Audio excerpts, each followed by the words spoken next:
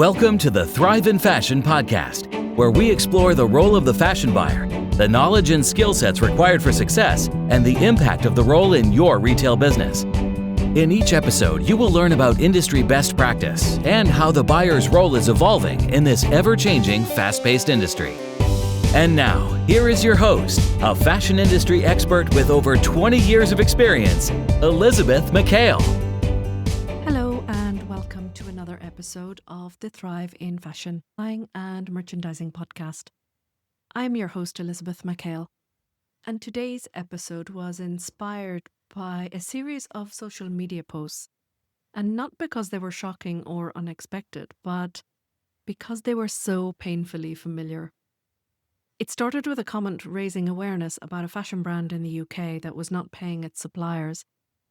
And what followed in the comments was a flood of anonymous views about the reality of the situation, where there's a lack of respect for suppliers, how they're not being paid for months on end, and the number of companies that do not pay their suppliers on time and actually avoid wanting to pay. It's not the first time I have heard stories like this. I have witnessed the bullying firsthand during my career, from senior retail buyers and managers. And what is more disturbing is that junior buyers see this behaviour and think that this is how you treat your suppliers.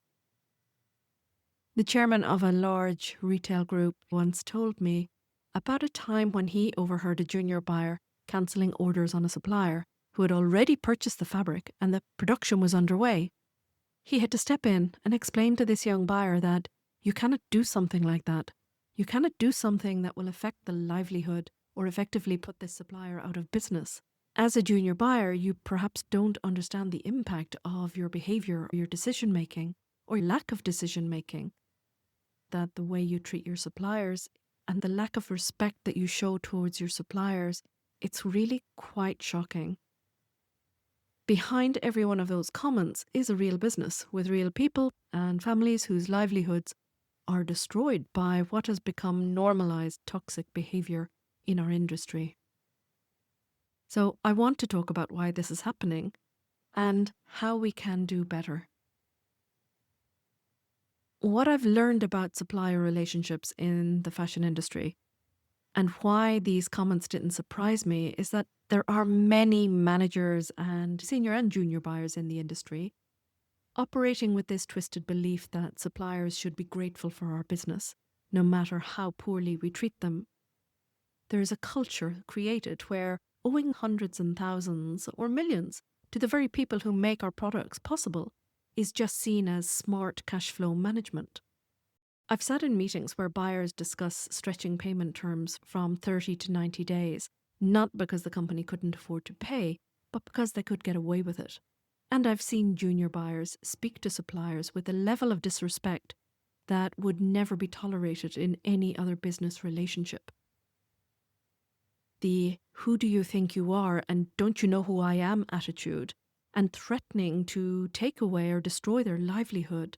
I've seen purchase orders cancelled at the very last minute, leaving suppliers with finished goods that they can't sell. And the response from the buying team was essentially a shrug. It's not my problem. One of the most telling comments I read was from someone who said they had moved from working on the retail side of things to working for a supplier, and the difference was shocking.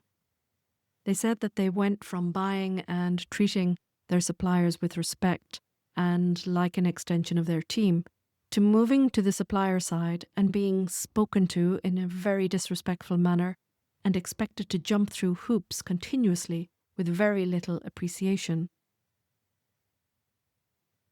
This person understands both sides, and what they're describing is exactly what I've witnessed throughout my career. The thing is that this didn't happen overnight. We've slowly normalized behaviour that would be considered unacceptable in any other industry. Imagine if your salary was suddenly cut by 30% with no discussion, because your boss just felt like it. And that's essentially what we do to suppliers, and we convince ourselves that it's just business. Or you agree terms and prices on products, and then 3 months later, you change your mind and you want a discount from the supplier, just to keep undercutting them and driving down any profit that they might make. I think the roots of this toxic culture run deep and are tied to some fundamental shifts in how the industry operates. The relentless pressure for lower costs, higher margins, and faster turnaround times seems to concentrate on driving the margin of suppliers down into the ground. When your business model depends on selling $50 dresses for $5, something has to give. And usually that something, unfortunately, is the supplier's margin and dignity. It goes deeper than just cost pressure. I've witnessed a power dynamic where the buyer essentially holds all the cards and suppliers are expected to be grateful for whatever scraps they're thrown. And large retailers know that suppliers need their business to survive, so they push the boundaries that would never be accepted in a more balanced relationship.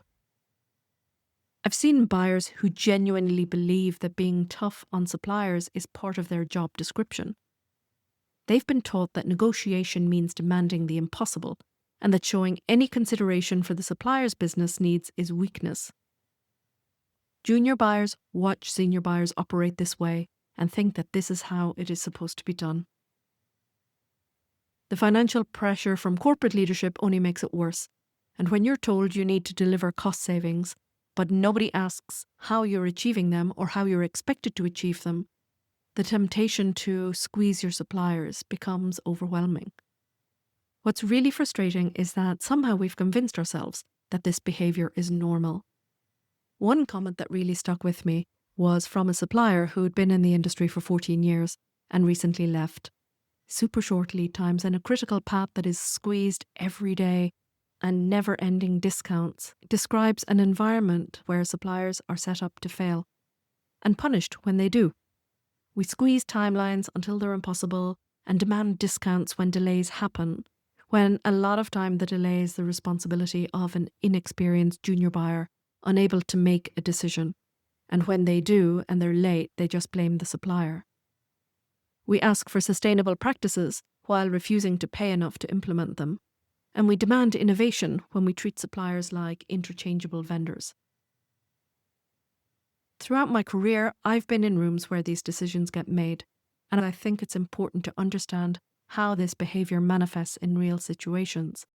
I remember sitting in a meeting where a buyer was discussing a supplier who'd been working with the company for over 10 years, and the supplier had consistently delivered good quality products, always been on time, and was really great when it came to developing products, introducing new innovative designs and fabrics. But when they asked for a small price increase to cover rising material costs, the buyer's response was to immediately start sourcing alternatives. Not because the price increase was unreasonable, but they wanted to send a message about who was in control. I have also seen delays caused by buyers in responding to supplier emails while they've waited to hear whether their orders would be confirmed or not.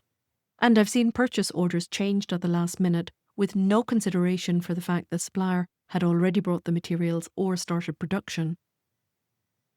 Perhaps the most telling example was seeing how differently buyers treated suppliers depending on the size of their business. Large, powerful suppliers were treated with respect and professionalism, while small suppliers, particularly those in developing countries, were often spoken to with condescension and impatience. It was as if their smaller size somehow made them less deserving of basic professional courtesies. I've also seen the flip side, and it has always reminded me of how powerful a good supplier relationship can be. For me, some of those relationships have extended the 20+ years that I've worked in fashion buying.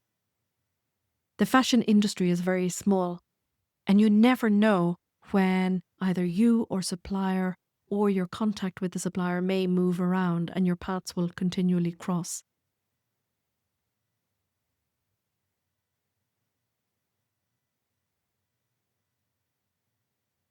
When you run into difficulty and you need an order either held off shipping for a couple of weeks or you need them to expedite the order, this is where the real test of your relationship with your suppliers come in.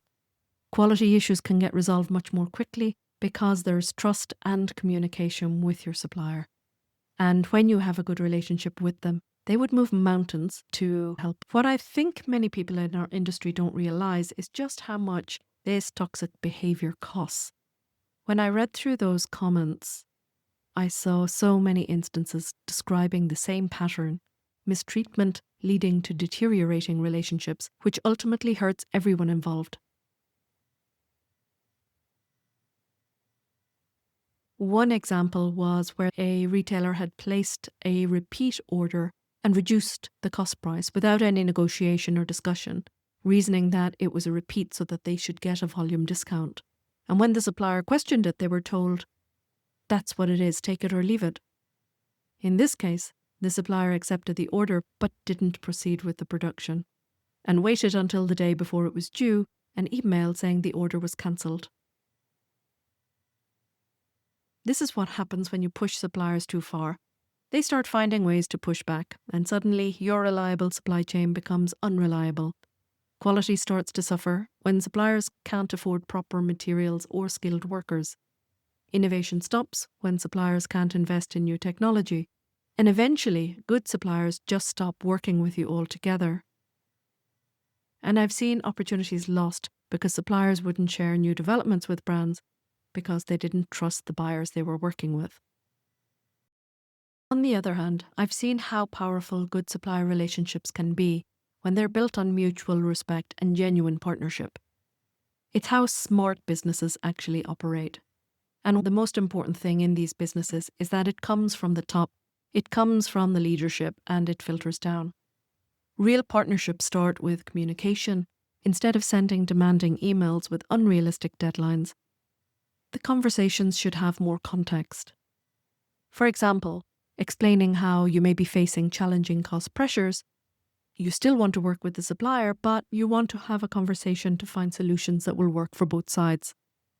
And instead of treating your suppliers like order takers, including them in the planning conversations and letting them know where they fit in the bigger picture and what the plan is for their growth with the company, makes a huge difference.